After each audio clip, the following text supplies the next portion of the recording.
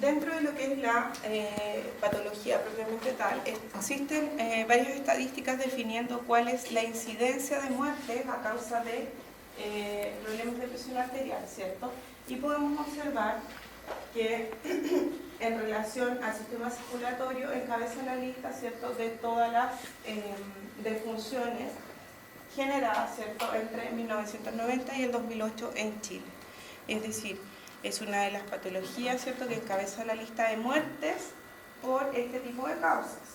Estamos hablando de todas las que tienen relación con el sistema circulatorio y recordemos que la hipertensión arterial define el desarrollo de otras patologías como pudiera ser la insuficiencia cardíaca o una retinopatía, ¿cierto?, a nivel ocular o un glaucoma. Estamos hablando de distintas patologías que son asociadas a causa de un incremento de la presión arterial.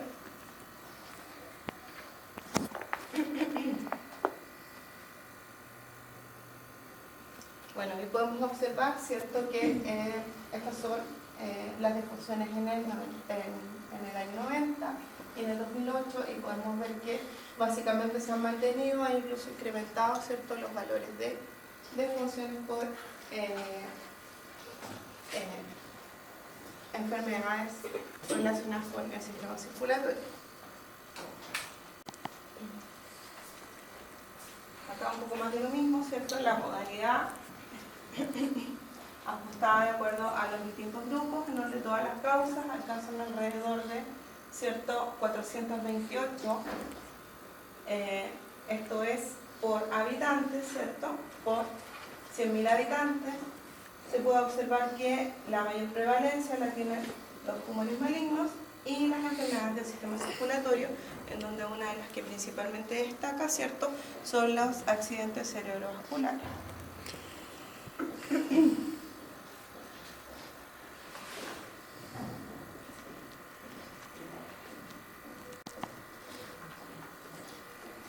Ahora bien, para definir la hipertensión arterial, entonces, ¿cierto?, vamos a decir que es una elevación persistente de la presión arterial sobre los límites normales, que son los que ya hemos definido en la pizarra, ¿cierto?, en donde convencionalmente se dice que una presión arterial diastólica mayor a 90 milímetros de mercurio es considerada una hipertensión arterial, y una presión arterial sistólica mayor a los 140 milímetros de mercurio también va a ser definida, ¿cierto?, como una hipertensión arterial. Existen dos tipos de hipertensión, una que se denomina primaria o esencial, que no tiene causa aparente, ¿cierto?, y que muchas veces está dada principalmente por problemas de estrés, problemas de alimentación, ¿cierto? Y también está la hipertensión secundaria, que tiene una causa identificable, como pudiera ser, por ejemplo, alguna enfermedad renal o un tumor, ¿cierto?, a nivel de lo que es el sistema renina-angiotensina-aldosterona, como son la enfermedad de Addison, que generan secundariamente una hipertensión. Las que mayormente se presentan son las hipertensiones arteriales primarias, ¿cierto?, y que son las que principalmente vamos a realizar en esta clase. Como sabemos, ¿cierto?, la presión arterial normalmente varía. Sin embargo, cuando nosotros mantenemos, ¿cierto?, una presión alta de forma persistente, nosotros vamos a hablar de una presión arterial o sea, de una persona con presión arterial alta. Dentro de lo que ya conversamos, que eran las enfermedades del sistema circulatorio, el incremento de la presión arterial está directamente relacionada con eventos cerebrovasculares, ¿cierto?, infarto agudo al miocardio, la insuficiencia renal y la insuficiencia cardíaca, ¿cierto?, que están fuertemente relacionadas con el incremento de la presión arterial de tipo sistólica, que es la presión o la alta, ¿cierto?, que nosotros conocemos, y que normalmente debiese estar alrededor de los 115, 120 milímetros de mercurio.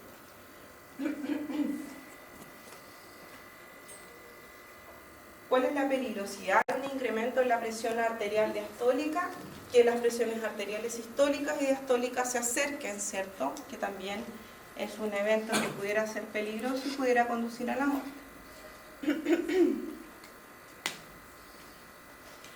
Entonces acá tenemos todas las hipertensiones arteriales generadas por eventos, ¿cierto?, como secundaria, dentro de ellas el hipotiroidismo, el feocromocitoma, la apnea del sueño también genera hipertensión arterial secundaria, los anticonceptivos orales, ¿sí?, generan aumentos de la presión arterial, las enfermedades, ¿cierto?, como el aldosteronismo, que ya lo habíamos conversado, enfermedades renovasculares y alteraciones a nivel de la función renal.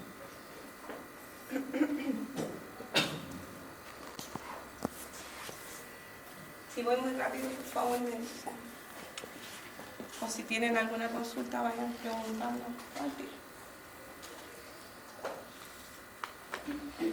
Ahora bien, ya dijimos, ¿cierto?, que si bien la presión arterial es una complicación que normalmente se toma como un signo clínico, ¿cierto?, una sintomatología, un signo clínico. Nosotros lo que vamos a tener posterior a un incremento, ¿cierto?, que permanece en la presión arterial, esto se va a ver acompañado de patologías que vienen secundarias o que pudieran verse, ¿cierto?, con complicaciones a raíz de esta hipertensión arterial. Dentro de ellas están las enfermedades coronarias, ¿cierto?, en donde pudiéramos generar, por ejemplo, una enfermedad cerebrovascular o una trombosis, ¿cierto?, por el desprendimiento de placas de ateroma, o derechamente, ¿cierto?, el taponamiento que incrementa este tipo de enfermedades. En Chile se considera que la primera causa de muerte es la enfermedad isquémica del corazón. ¿Sí? ¿A qué nos referimos con enfermedad isquémica del corazón? A una reducción, ¿cierto?, en lo que es el flujo sanguíneo de la estructura cardiovascular. Posteriormente le siguen las enfermedades cerebrovasculares y así sucesivamente. Esas son las que prácticamente encabezan la lista dentro de los porcentajes que habíamos observado en las estadísticas anteriores.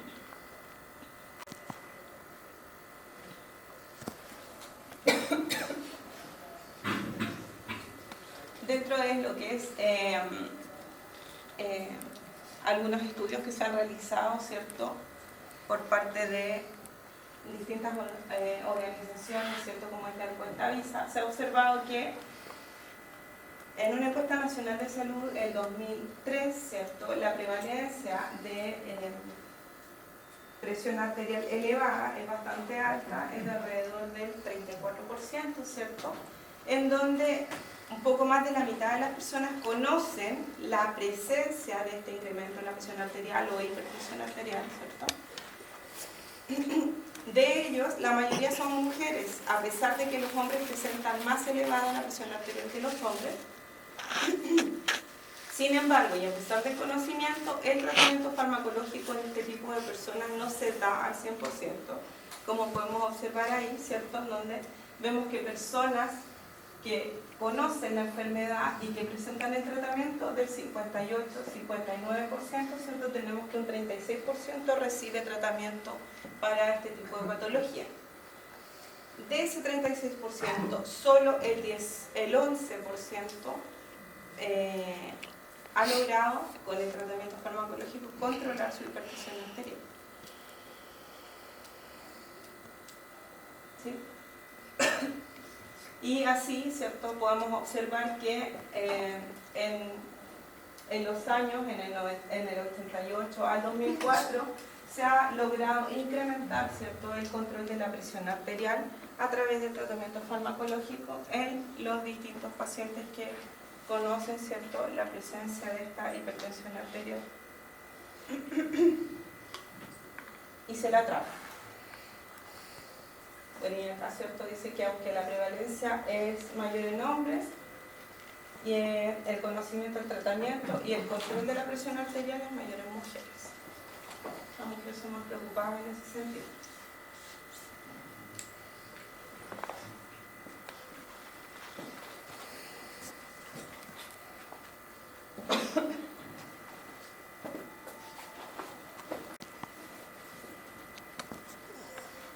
Junto con esta somera clasificación, ¿cierto?, de lo que es una hipertensión primaria y una hipertensión arterial secundaria, tenemos una clasificación que está directamente relacionada con los niveles de presión arterial, tanto sistólica como diastólica, y podemos observar, ¿cierto?, que existen distintas categorías en donde podemos hablar de la presión arterial óptima y la presión arterial normal. Los valores de presión arterial normal son un poquito más altos, si se fijan, van hasta 129 en el caso de la sistólica, y la diastólica llega hasta los 84 milímetros de mercurio. En el caso de algunas personas que presentan presiones arteriales normales levemente altas, existe un mayor riesgo de generar la hipertensión arterial. Por lo tanto, en estos pacientes es donde hay que hacer hincapié, sobre todo en las medidas de tratamiento de tipo no farmacológicas. Además, existen aquellas definiciones de hipertensión arterial, ¿cierto?, donde tenemos distintas etapas, e incluso aquellas hipertensiones de tipo sistólicas aisladas, ¿cierto?, que se presentan en algunas ocasiones y que no tienen mucha claridad respecto a la génesis de este incremento en la presión arterial. Hay gente que hace crisis hipertensiva sin ser hipertensa.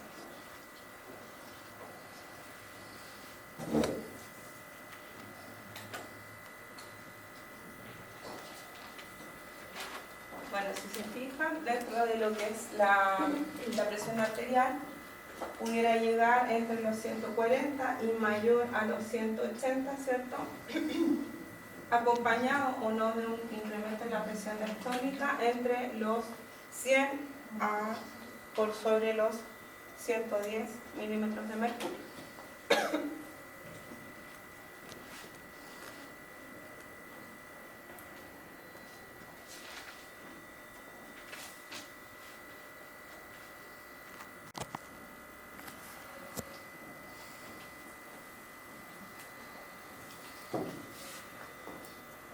Además, ¿cierto?, vamos a tener una clasificación que está definida de acuerdo a el tratamiento farmacológico en general, y vamos a tener aquellas hipertensiones, por ejemplo, que son lábiles, en donde las cifras de presión arterial son bastante variables y no presentan daño visceral, que es secundario, ¿cierto?, a esta hipertensión arterial.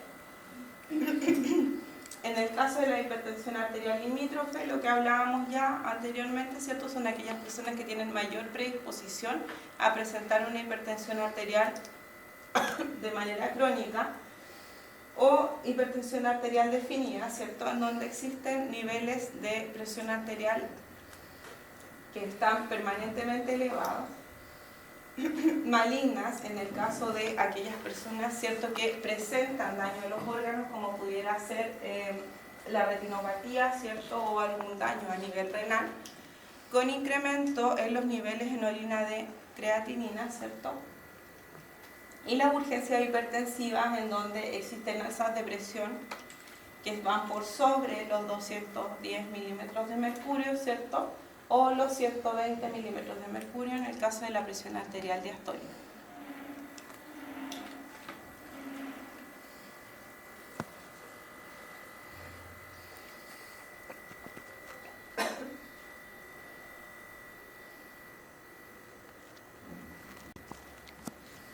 ¿Qué vamos a revisar hoy entonces en relación a lo que es hipertensión arterial? Bueno, ya que les sugerí la revisión, ¿cierto?, de lo que es la fisiopatología de la hipertensión arterial, vamos a ver por encima algunos mecanismos generales de la acción hipertensiva, los fármacos antihipertensivos, ¿cierto?, en donde vamos a revisar mecanismos de acción, el efecto farmacológico, ¿cierto?, que genera este mecanismo de acción, las reacciones adversas y en el caso de los distintos grupos farmacológicos también vamos a revisar las consideraciones terapéuticas para la selección de los medicamentos.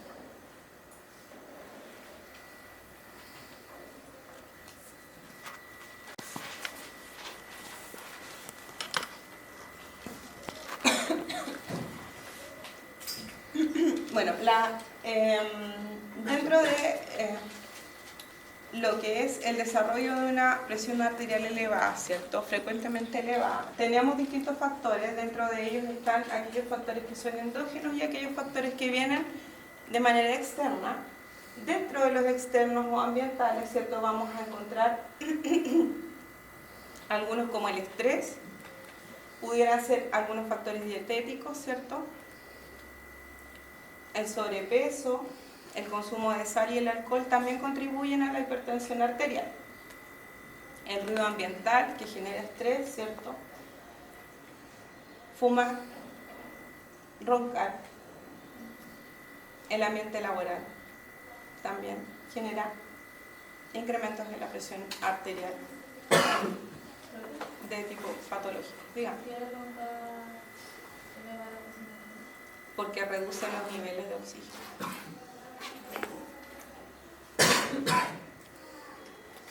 A nivel ambiental también existen algunos factores que no son modificables, ¿cierto? Todos estos que nosotros hablamos, como el consumo de sal, de alcohol, etcétera, pueden ser intervenidos de alguna manera y evitados. Sin embargo, existen algunos factores que no son modificables, como son la genética.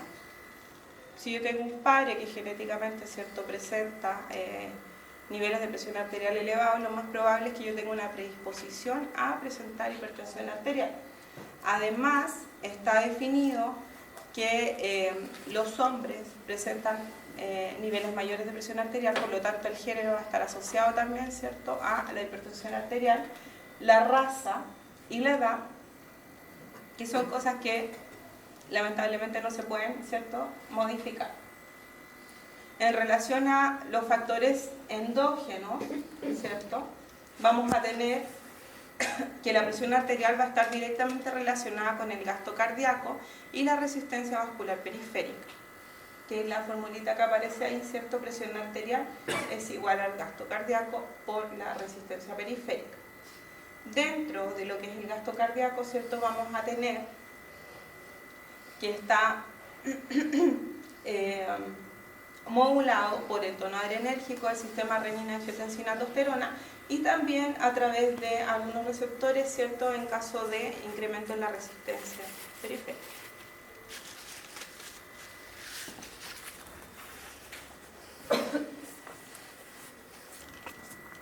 El tono adrenérgico está modulado por qué sistema?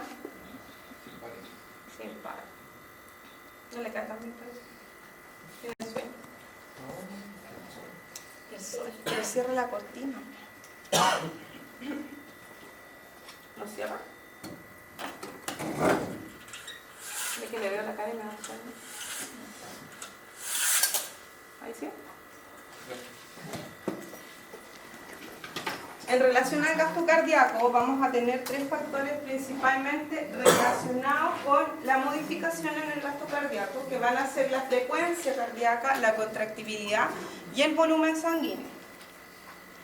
Si nosotros incrementamos el volumen sanguíneo, ¿cierto?, se va a incrementar el gasto cardíaco y por ende vamos a aumentar la presión arterial. Cualquier cosa que genere un incremento en el gasto cardíaco va a aumentar la presión arterial. Y cualquier cosa que incremente la resistencia periférica también se va a ver traducido en un incremento en la presión arterial. ¿Sí? Dentro de lo que es la resistencia periférica vamos a tener mecanismos vasopresores y vasodilatadores, ¿cierto? Como es la liberación de algunos factores humorales, factores nerviosos, ¿cierto? Como es el péptido natriurético, por ejemplo, o el sistema renina-angiotensina-aldosterona, los niveles de sodio, de potasio, ¿cierto? Además, la resistencia periférica va a estar dada por la elasticidad de las paredes que tengan los vasos sanguíneos y la viscosidad sanguínea, ¿cierto?, que también está directamente relacionada con lo que es la volemia y la carga celular que pudiera tener, ¿cierto?, esta sangre.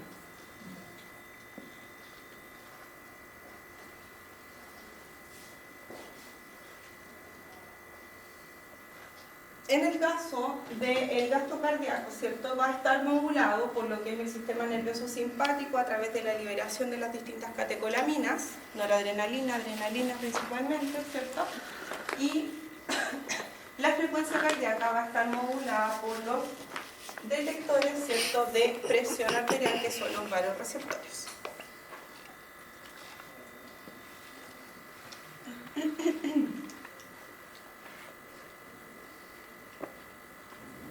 Creo que hasta ahí eso sería básicamente.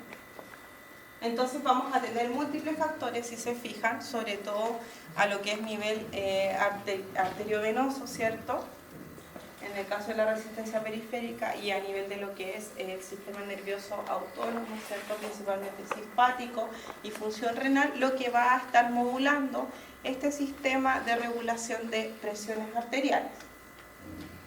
¿Sí?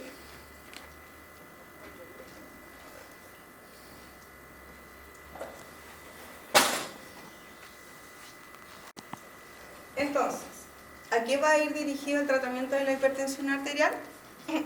Por supuesto, ¿cierto?, el fin único es reducir la morbilidad y la mortalidad que genera el incremento permanente, ¿cierto?, de la presión arterial a través de la reducción en la prevalencia de eventos cardiovasculares, ¿cierto?, que permitan el control de la hipertensión arterial y una selección apropiada de los fármacos antihipertensivos. Ese es el objetivo o fin único de esta clase de farmacología, ¿cierto?, en donde básicamente es importante notar las diferencias que existen entre los distintos grupos farmacológicos.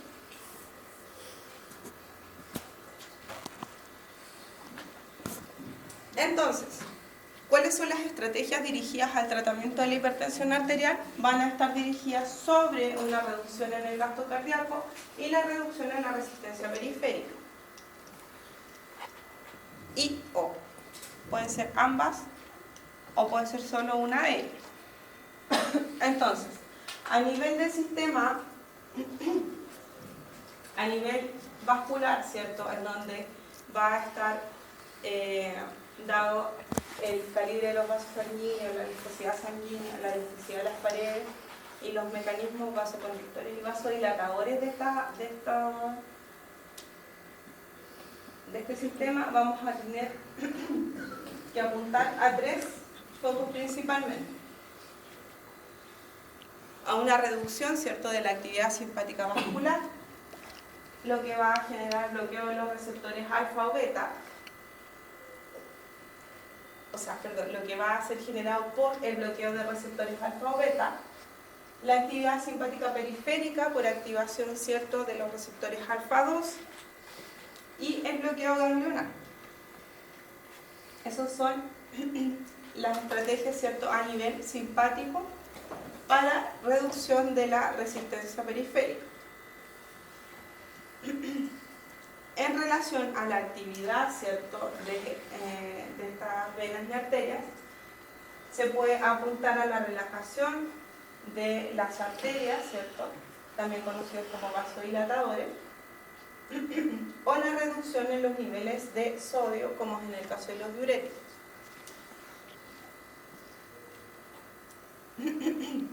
¿Por qué? Porque cuando nosotros reducimos los niveles de sodio, ¿cierto?, se incrementa la eliminación de agua y por tanto se reduce la volemia sanguínea. Y en el caso de los mecanismos humorales a nivel de la vasoconstricción, lo que se puede modular a través del tratamiento farmacológico es la liberación de noradrenalina, reduciendo su liberación, reduciendo la liberación de la enzima o inhibiendo la enzima convertidora de angiotensina, ¿cierto?, o antagonizando directamente la angiotensina 2. ¿Sí?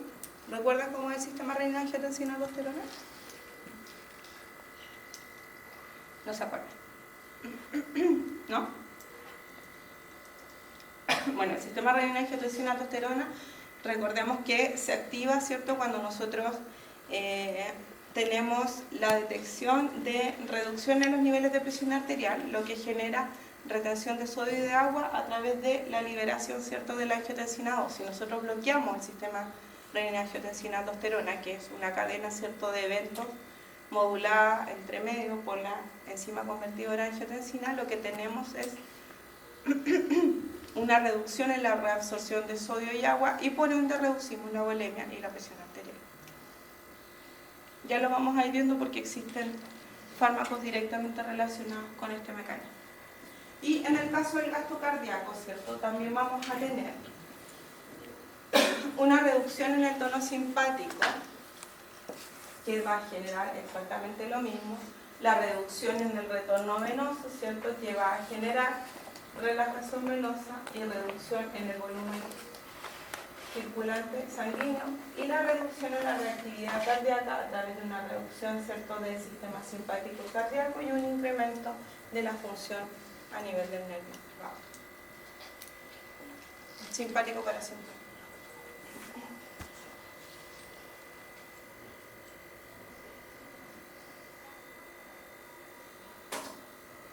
Chicos, si voy muy rápido, díganme.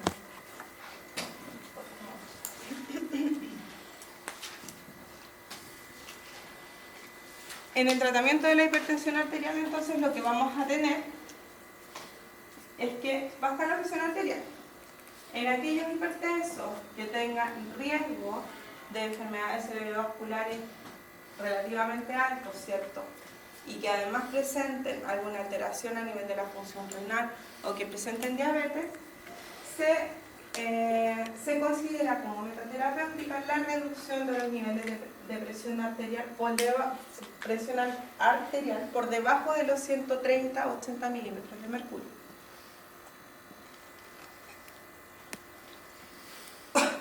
Sin embargo, en aquellos que tienen un menor riesgo, ¿cierto?, en relación a lo que pudiera ser el desarrollo de una patología secundaria o de una enfermedad cerebrovascular, los niveles terapéuticos, los niveles de presión arterial que se pudieran manejar son un poco más altos, alrededor de los 140-90 milímetros de mercurio. ¿Sí?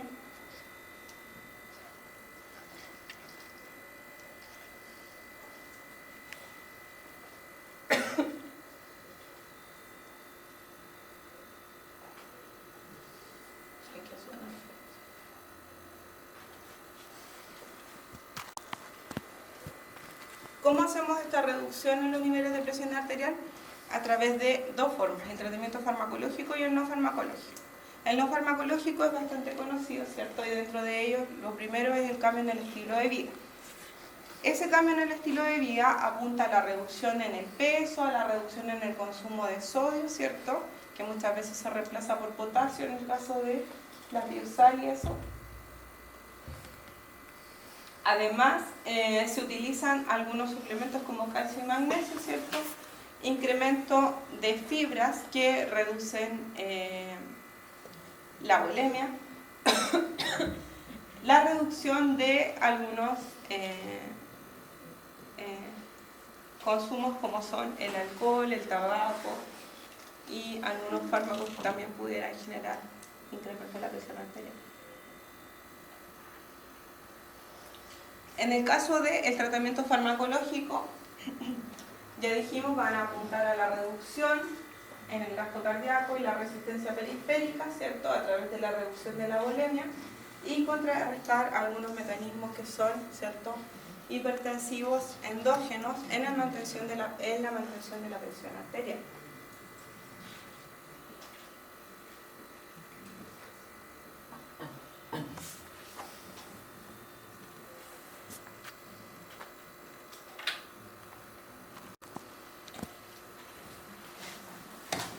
Los grupos farmacológicos involucrados en el tratamiento de la hipertensión arterial y que en algunos casos se van a repetir para otras patologías, como pudiera ser la insuficiencia cardíaca, por ejemplo, el caso de los diuréticos, ¿cierto?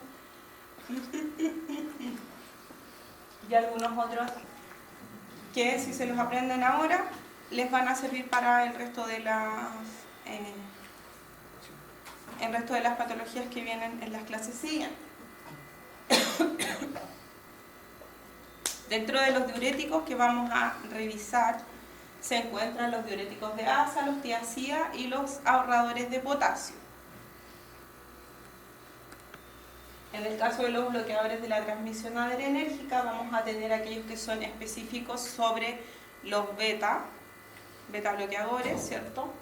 Aquellos que son inespecíficos y que actúan sobre alfa y beta, y también aquellos que actúan sobre los receptores alfa adrenérgicos.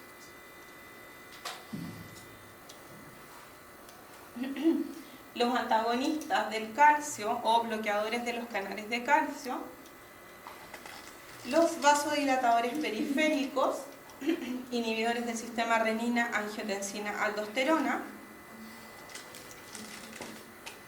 que lo van a tener normalmente como sistema renina, angiotensina, aldosterona, para que se vayan jugando las siglas.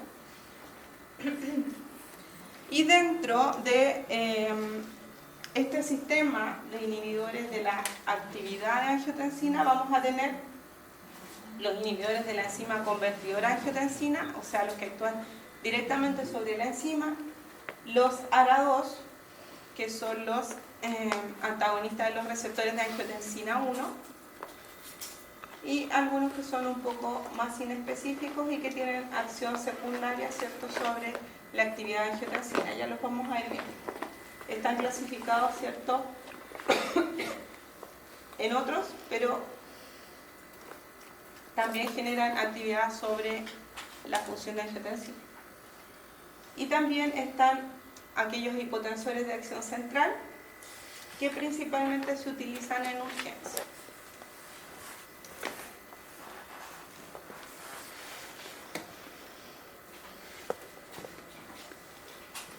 Esos son todos los que tenemos que revisar en hipertensión arterial. Son hartos chicos, así que empiecen a trabajar su cabecita y a aprendérselo. Porque esto sí lo van a ver el resto de su vida. Aquí hipertensión.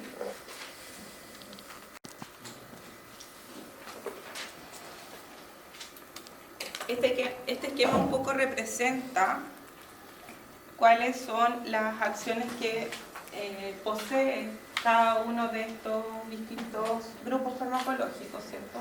En donde tenemos aquellos que actúan a nivel central como la resespina, la clonidina, la metildopa. Tenemos también aquellos que son bloqueadores de tipo beta, que actúan solo en el corazón y a nivel del sistema nervioso central, ¿cierto? Bloqueadores beta-adrenérgicos, y los alfa-adrenérgicos, que actúan a nivel de la pared lisa vascular. Tenemos los bloqueadores de los canales de calcio, que también actúan, ¿cierto?, sobre la contracción muscular. Además, los beta-bloqueadores actúan sobre la función renal, ¿cierto?, en el sistema renina-angiotensina-aldosterona, y aquellos que actúan directamente sobre la génesis, ¿cierto?, de la angiotensina 2, como pudiera ser a través de la inhibición a través de la inhibición de la enzima convertidora de angiotensina, o directamente sobre los receptores de angiotensina, que son los ARA2.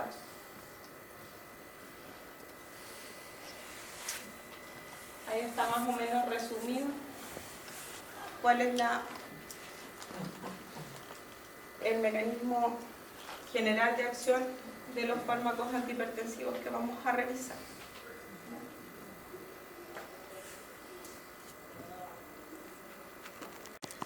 ¿Quieres subir la clase o no? ¿Sí?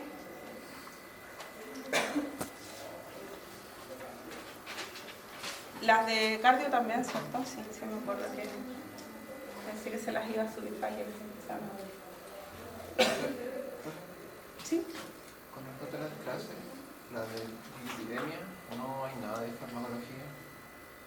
O sea, no hay medicamentos, no, solo son información. Ya, la voy a revisar, porque puede que les haya subido mal en el archivo. La voy a revisar. ¿Me puedo mandar un correo para recordar? Ya. Entonces vamos a partir hablando de lo que son los diuréticos. ¿Sí? Los diuréticos en general, ¿cierto? Lo que buscan es aumentar la eliminación de agua y de sodio.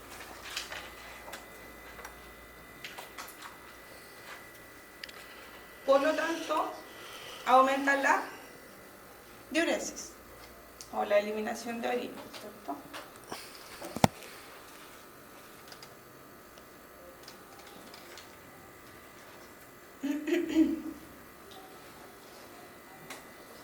Cuando nosotros generamos, ¿cierto?, este incremento en la diuresis, este incremento en la eliminación de sodio, que también se conoce como natriuresis, ¿cierto?, lo que vamos a generar es una reducción en el volumen plasmático total. Esto va a tener efectos a corto y a largo plazo. A corto plazo, es decir, en los primeros días, lo que va a ocurrir es una reducción en el gasto cardíaco, va a ocurrir reducción en la resistencia periférica y por ende una reducción en la presión arterial. A largo plazo, lo que ocurre directamente es que se estabiliza el gasto cardíaco, pero se reduce siempre la resistencia periférica. ¿Sí? Porque el balance en los valores de sodio intracelular se reduce. Cuando nosotros tenemos reducción en los niveles de sodio, pudiéramos provocar lo que se conoce como la hiponatremia. ¿Ya? Y que pudiera generar alguna de las reacciones adversas que ya vamos a conversar más adelante. Junto con reducir el volumen plasmático, ¿cierto? Lo que vamos a generar es que este volumen plasmático va a llegar en menor cantidad, ¿cierto?, a la función renal. Por lo tanto, vamos a reducir el flujo sanguíneo renal, la función renal sobre la filtración, y se va a reducir el clearance o aclaramiento renal.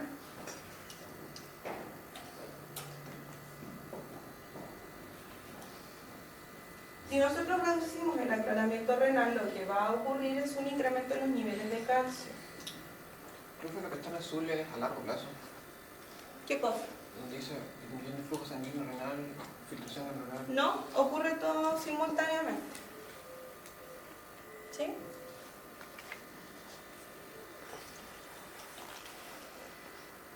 Que también, ¿cierto?, es uno de los problemas en el tratamiento con diuréticos, los niveles de calcio. Y además va a ocurrir un incremento en los niveles de ácido úrico, acumulación de ácido úrico.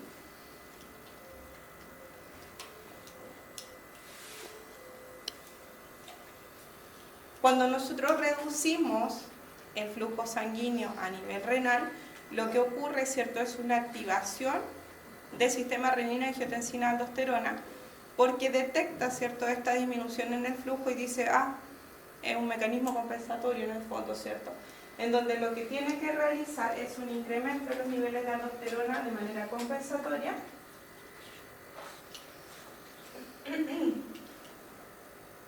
y por ende se reducen los niveles de potasio a través de la eliminación por la vía urinaria,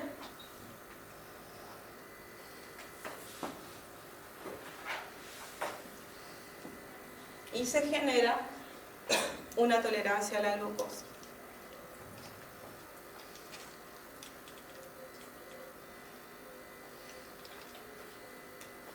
Dentro de los diuréticos que vamos a tener, que generan esto en mayor o menor proporción, que ya lo vamos a revisar, ¿cierto?, y que depende, ¿cierto?, del nivel en el que actúan a nivel renal, vamos a tener los diuréticos tiazida, deasa y los agarradores de potasio.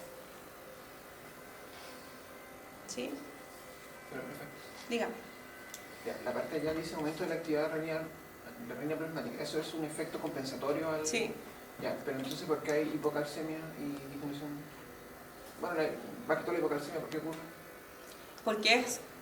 Porque va acompañada, no son directas, por eso no tienen flecha, no es que una genere la otra, sino que se genera esa cadena de eventos en donde existe una reducción en los niveles de calcio por activación del sistema renina-angiotensina-aldosterona. Pero puede que también no ocurra. O sea, puede que no ocurra también. Sí, sí ocurre. Ocurre. Sí ocurre. No están relacionados, no son eventos que uno genera el otro, pero que sí ocurren. ¿Sí?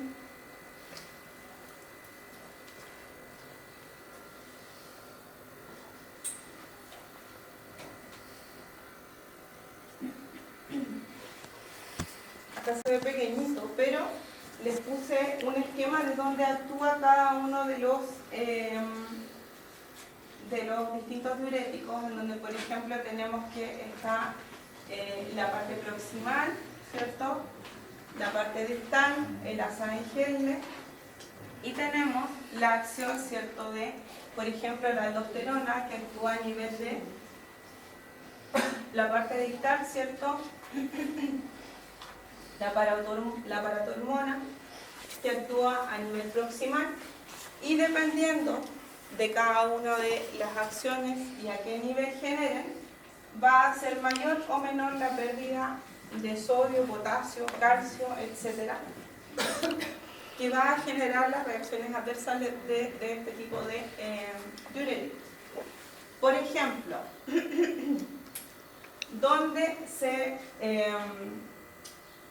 ¿a qué nivel se elimina la creatinina, antibióticos, diuréticos y ácido úrico? En la parte inicial, ¿cierto?, de este tipo de, en la parte inicial de el sistema, ¿cierto?, renal, en donde se van a eliminar el cloruro de sodio, el potasio, el agua, el bicarbonato, la glucosa también y algunos aminoácidos. En el caso del asa de Henle, ¿cierto?, tenemos la eliminación de cloruro de sodio, reabsorción de cloruro de sodio, de potasio, de agua, magnesio y calcio. ¿Sí? Si el diurético actúa a este nivel, es decir, va a acentuar a este nivel la diuresis, lo que vamos a tener es una reducción en la reabsorción de magnesio, calcio, agua y cloruro de sodio, lo que va a generar reducción en los niveles de sodio, de potasio, de sodio, de sodio, de cloruro de potasio, de agua, de magnesio y de calcio. ¿Se entiende? ¿Sí? ¿Alguien no entiende? Para explicarlo de nuevo. ¿Usted no entiende? Ya. Fijémonos en el primero. A ver, quiero ver dónde tengo algún... Ya, por ejemplo, en la parte distal actúan las tiazidas. ¿Ya? Hidroclorotiazida es uno de los más utilizados, el diurético, hidroclorotiazida. Actúa en la parte distal. En la parte distal, de acuerdo a lo que aparece acá y que lo pueden ver, dice que la reabsorción aparece en rojo. ¿Qué elementos se reabsorben a este nivel? El cloruro de sodio y el calcio. ¿Cierto? Si nosotros generamos un incremento en la diuresis a nivel de la parte proximal a través de la administración de tiazidas, lo que nosotros estamos haciendo es que en este sitio no ocurra la reabsorción de cloruro de sodio y de calcio. Por lo tanto, las tiazidas van a generar alteraciones en los niveles de calcio, de cloruro y de sodio. ¿Se entiende? ¿Sí? En el caso de los diuréticos osmóticos o de volumen también se conocen, se genera también una inhibición en la reabsorción de sodio, magnesio, calcio. Por lo tanto, los diuréticos osmóticos van a tener un efecto mucho mayor sobre la porción o el asa de Henle, ¿cierto? Y por ende, la reabsorción de todos estos iones no va a estar dada, se van a perder y se va a generar reducción en los niveles de magnesio, reducción en los niveles de calcio, de potasio, de sodio, ¿cierto? Y de agua. ¿Se entiende? Porque aquí es donde ocurre la mayor reabsorción de agua. ¿Sí? Por lo tanto, se llaman osmóticos porque son los que van a generar mayor diuresis respecto del resto de los otros diuréticos. ¿Ya? Pero además de generar mayor diuresis, es decir, son más potentes, lo que vamos a tener, ¿cierto?, es una mayor pérdida de iones dentro de esa agua.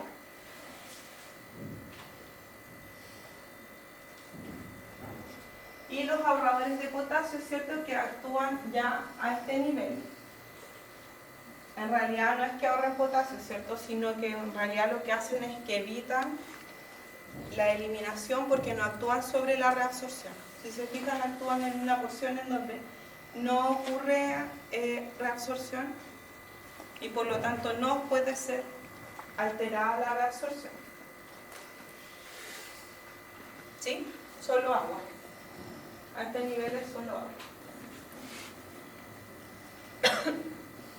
¿Se entiende? ¿No? No, escuché tu cerrar. Tenemos esta sección. Los diuréticos ahorradores de potasio lo que hacen es que en realidad no afectan los niveles de potasio porque donde actúan, es decir, a este nivel del túbulo colector, no existe reabsorción de potasio. O sea que en realidad actúan a nivel del asa. No, actúan acá. Actúan a este nivel. Aumentan la diuresis. Pero a este nivel no ocurre reabsorción de potasio. Por lo tanto, no alteran los niveles de potasio, ni de sodio, ni de calcio, etc. ¿Se entiende? No. Que es como contradictorio, porque si no hay absorción de potasio ahí, ¿por qué se llaman ahorradores de potasio? Porque no generan reducción en los niveles de potasio. En cambio los otros sí, por los niveles a los que actúan. ¿Ya? Entonces, por ejemplo, un fármaco osmótico en donde ocurre una mayor cantidad de reabsorción de potasio, actúa a ese nivel, se pierde mucho potasio.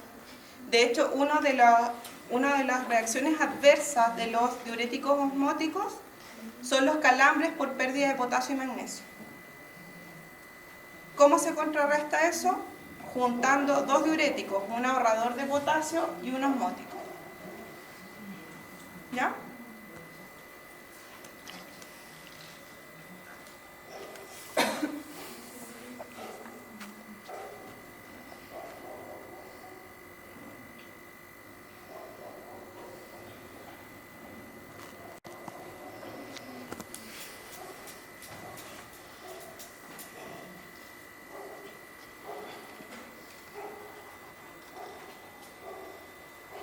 Bueno, los diuréticos acá están, esta es la lista, están los tiacidas,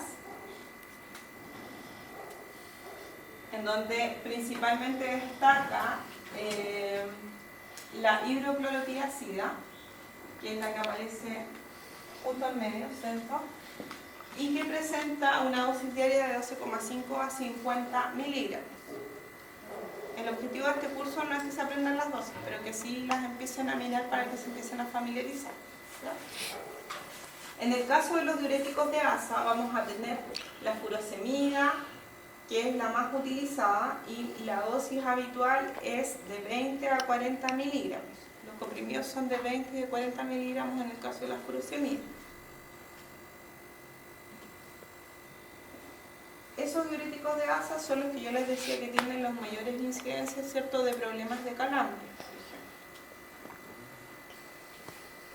porque actúan en el asa de Henle, que es donde ocurre la mayor reabsorción de sodio, magnesio, potasio, calcio. Y tenemos los ahorradores de potasio, que son los que actúan, ¿cierto?, a nivel de túbulo colector al final, como la espironolactona, la milorida, en donde el que más se utiliza es la espironolactona. ¿Ya? Profe, por tomar el tipo de fármaco, al evitar la absorción de calcio, por ejemplo, ¿no se generan problemas neuronales? Es que se generan problemas a todo nivel, porque recuerda que el calcio es uno de los principales iones dentro del cuerpo. O sea, está directamente relacionado con todo, con lo que es la movilización de vesículas, contracción muscular, función celular. proliferación. O sea, el calcio tiene un rol súper importante. Y ahora se sabe, antes como que era subestimado el calcio. También puede generar problemas de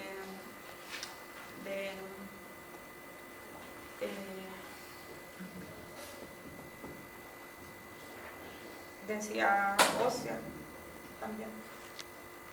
Y eso es grave, sobre todo si pensamos que los diuréticos se dan normalmente en personas que son viejitas.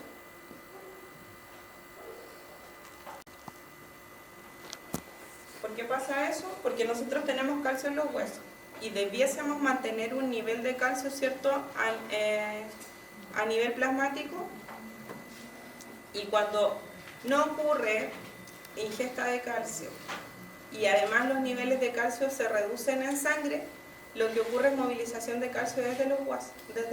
Entonces tenemos descalcificación, además de todo lo que puede ocurrir con ese tipo de...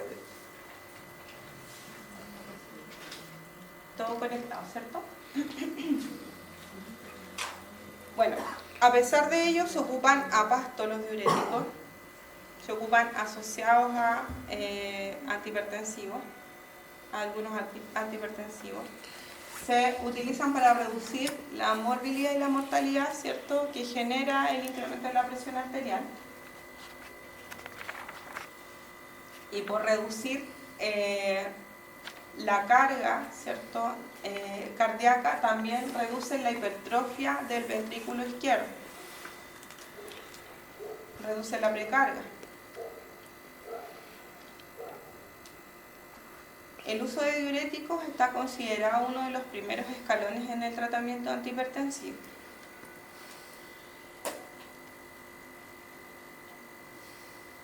En el caso de adultos mayores se recomienda la administración de diuréticos en un horario en que se presente vigilia. Normalmente los viejitos, por ejemplo, se recomienda que se les dé los diuréticos en la mañana, porque si se los damos en la noche les van a dar ganas de ir al baño. Y lo más probable es que se puedan tropezar porque no ven bien en la noche, etcétera, y se fracturan y ahí quedan viejitos, o sea, postrados, porque ya no hay buena recuperación, ¿cierto?, de una fractura en el caso del adulto mayor. Entonces los diuréticos, cuando les toque hacer la distribución del tratamiento, normalmente se ponen en la mañana, ¿ya? En la noche no. A menos que haya mucho edema.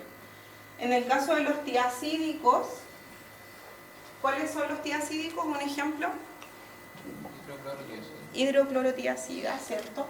Tenemos que son súper eficaces en el tratamiento de la hipertensión.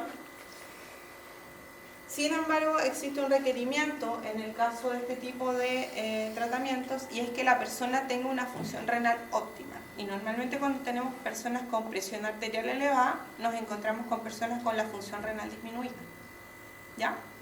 Así que para darle hidroclorotiazida a un paciente tiene que estar con funciones renales óptimas.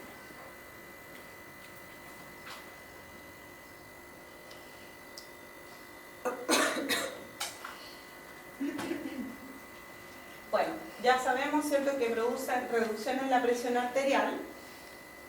Se recomienda máximo 30 miligramos diarios, ¿cierto? Y existen algunas consideraciones en el caso de este tipo de diuréticos, como son incremento en el colesterol LDL, también en el nivel de los triglicéridos, por lo tanto van a incrementar el colesterol total. Generan hipopotasemia, es poco considerable, pero en aquellas personas que tienen reducidos los niveles y se les reducen más, es complejo. Y se reduce también la tolerancia a la glucosa.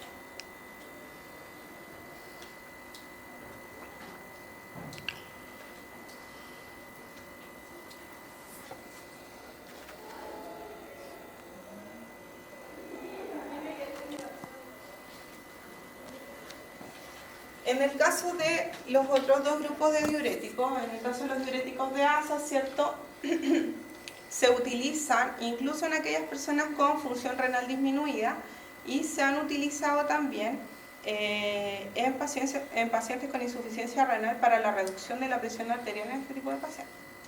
Son súper potentes.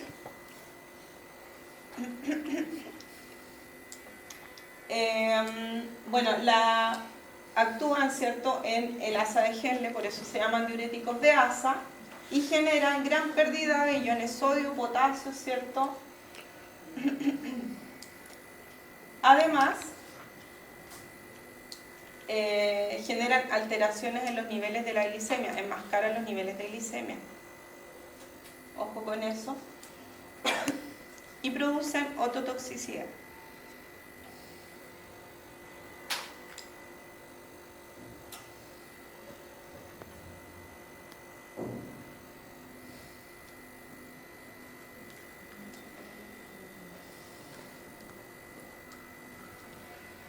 En el caso de los ahorradores de potasio, pueden ser combinados, ¿cierto?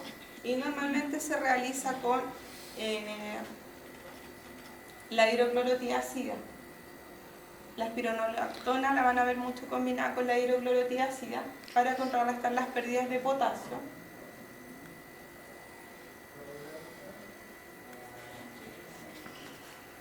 Lo que pudiera traducirse en una hiperpotasemia. Así que hay que poner ojo con los niveles de potasio en este tipo de pacientes que reciben la combinación de fármacos o que reciben solamente, ¿cierto?, la espironolactona.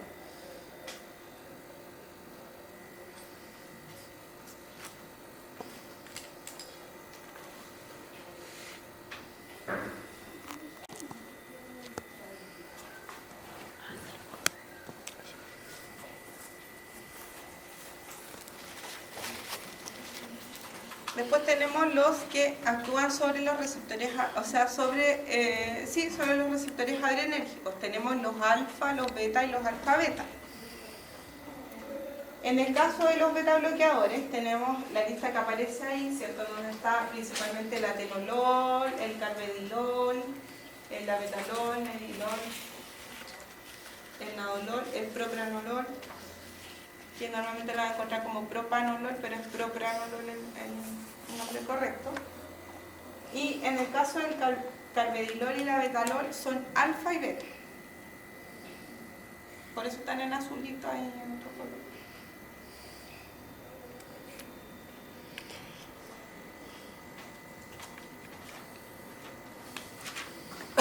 ¿Qué acción tienen las catecolaminas sobre los receptores adrenérgicos? ¿Qué generan? Contracción, ¿cierto?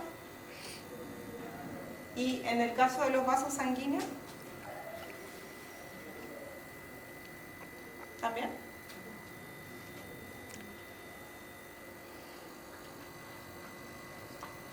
¿Dónde están los receptores adrenérgicos? ¿Qué tipos hay de receptores adrenérgicos? Ya, alfa 1, alfa 2, beta 1, beta 2. Esos 4. ¿El beta 1 dónde está?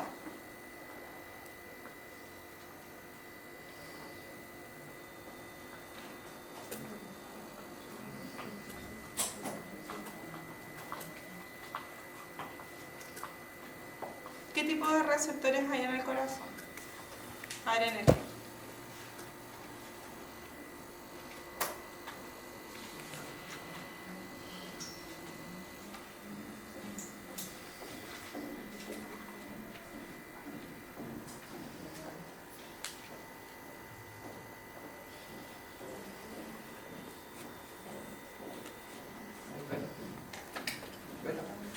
¿Qué beta? Beta 1. En el corazón. En los vasos sanguíneos, ¿qué tipo de receptores adrenérgicos hay?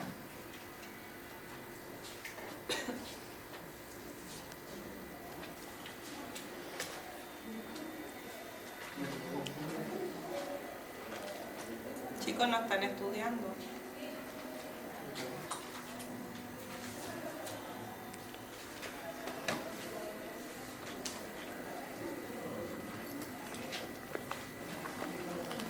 Ya, les voy a hacer prueba de ingreso en la próxima clase.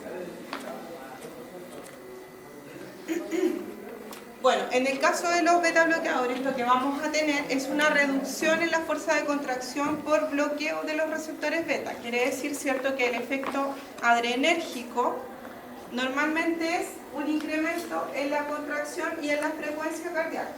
Por lo tanto, el bloqueo va a generar lo contrario.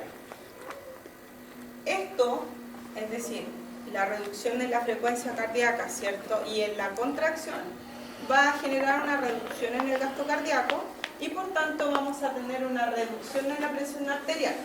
Normalmente lo que ocurre es que ocurre un mecanismo compensatorio, ¿cierto?, en donde cuesta reducir estos niveles de presión arterial.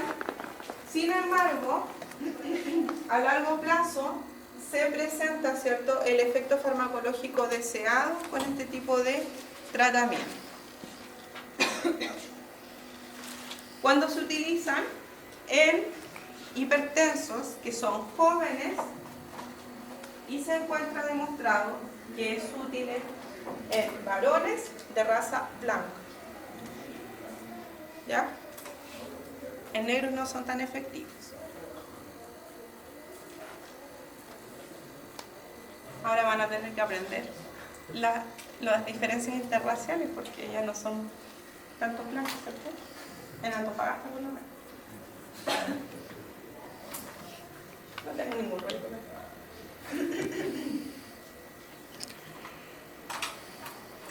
Cuando es útil, además, en aquellas personas que presentan hipertensión arterial por estrés, ansiedad y en aquellas personas que presentan migrañas derivadas de un incremento en la presión arterial. Hay gente que es migrañosa y está directamente relacionado con alteraciones de la presión arterial.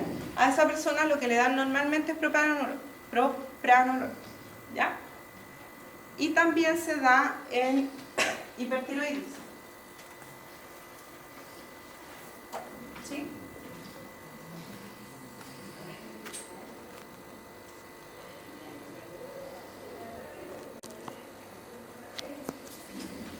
¿Cuáles son los principales efectos de la administración de los beta-bloqueadores? La reducción de la presión arterial, que pudiera conducir incluso a hipotensión y bradicardia, es decir, una reducción, ¿cierto?, en la frecuencia cardíaca. ¿Por qué? Porque tiene todos estos efectos. Primero, bloqueo sobre los receptores beta, reducción de los niveles de sodio, ¿cierto?, a través de la activación del sistema renina-angiotensina-aldosterona. Recordemos que tenemos receptores adrenérgicos a nivel, ¿cierto?, renal o suprarrenal. Reducción en los efectos a nivel centrales, como habíamos visto en los mecanismos generales, ¿cierto?, y bloqueo a nivel de los receptores beta 1 en el corazón. Entonces, todo eso pudiera conducir a hipotensión y bradicardia.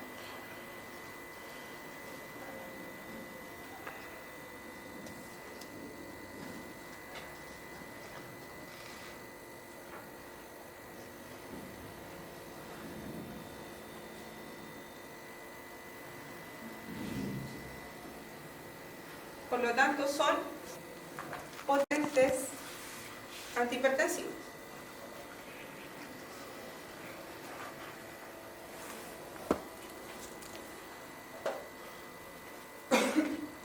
Cuando una persona es joven y presenta las condiciones para, los beta bloqueadores son el primer escalón en el tratamiento antihipertensivo. ¿Sí? Eso junto con los diuréticos. Ambos dos son el primer escalón. Diurético y beta bloqueador. Sí, lo que pasa es que llega un momento en que se combinan. Ya vamos a ver, les tengo puesto al final, les voy a pasar los fármacos y al final les voy a explicar cómo es la clínica de este tipo de tratamiento. ¿Ya?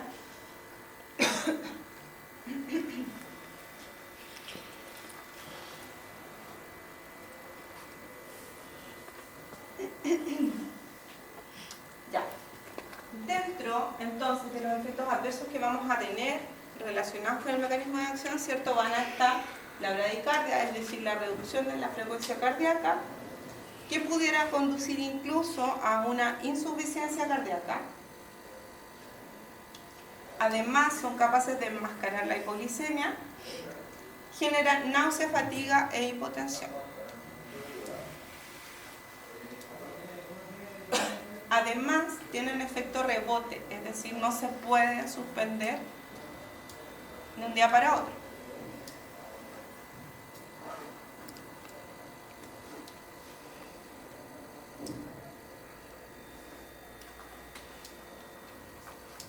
Y las indicaciones acá se las puse, ¿cierto? Que son en hipertensión arterial, cuando existe cardiopatía isquémica, ¿cierto?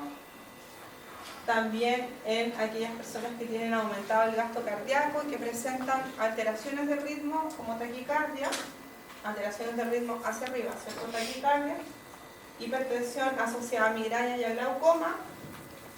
¿Con qué se pueden asociar? Con diuréticos, inhibidores de la enzima convertidora de angiotensina y antagonistas de los receptores de angiotensina para potenciar.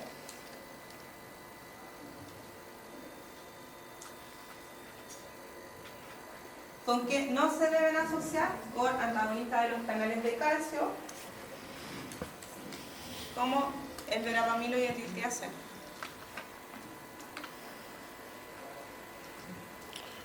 ¿Cierto? ¿Qué pacientes son ideales para este tipo de tratamiento? Aquellas personas que son jóvenes, menores de 40 años y que presentan hipertensión arterial.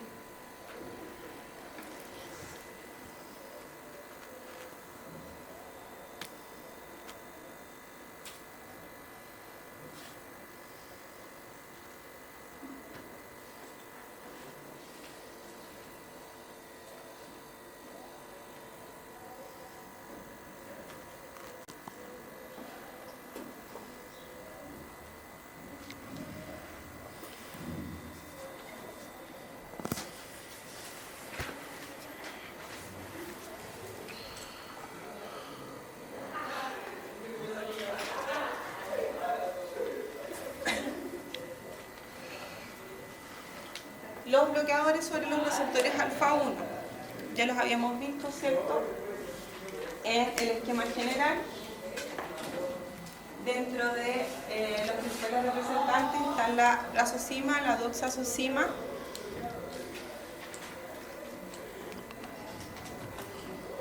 tienen características bastante especiales y una de ellas es que reducen el perfil lipídico, es decir, reducen el colesterol malo, también conocido como LDL, ¿cierto? Y reducen también los triglicéridos. Además, incrementan el HDL.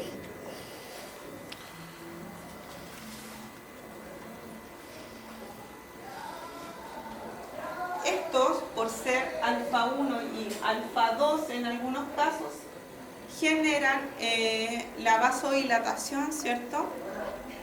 A nivel tanto arterial como venoso,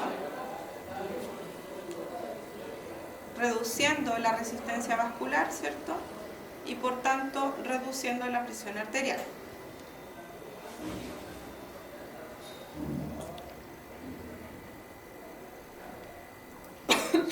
Uno de los efectos adversos que presentan por tener actividad periférica es la hipotensión ortostática.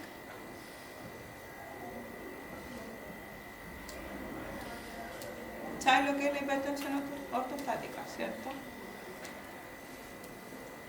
¿No?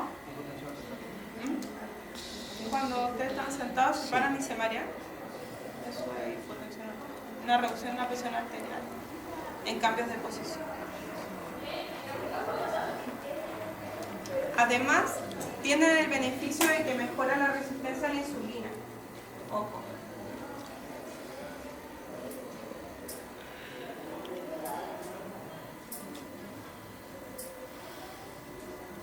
Son relativamente, por tanto, cardioprotectores porque tienen acción sobre, ¿cierto?, lo que es el metabolismo de la glucosa, sobre lípidos, ¿cierto? Y además reduce la agregación plaquetaria. Por lo tanto, reducen la posibilidad de efectos trombóticos. Eventos, no efectos. Eventos trombóticos.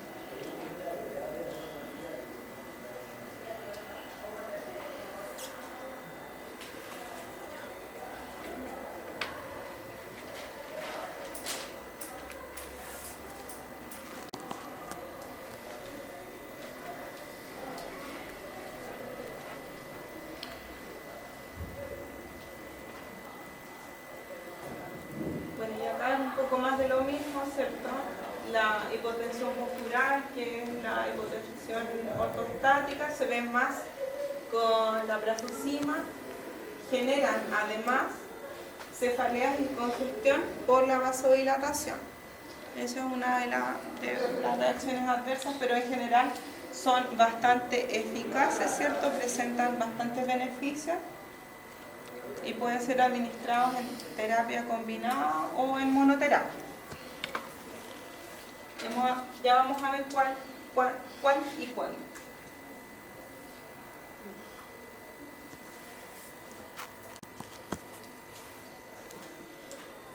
En el caso del antagonista urapidilo, existe además una función sobre los receptores de serotonina, los 5-HT1A.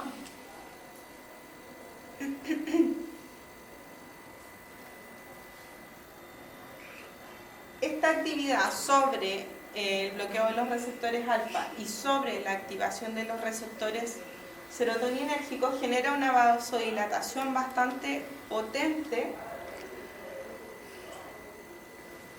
que reduce rápidamente los niveles de presión arterial. Por lo tanto, es un antihipertensivo que se puede administrar por vía oral en el caso de urgencias hipertensivas.